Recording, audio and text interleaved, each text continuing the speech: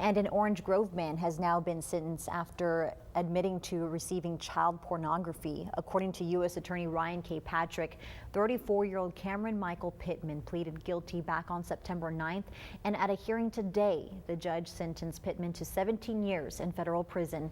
At the time of his arrest, he was a registered sex offender and on probation for the second-degree felony offense of indecency with a child.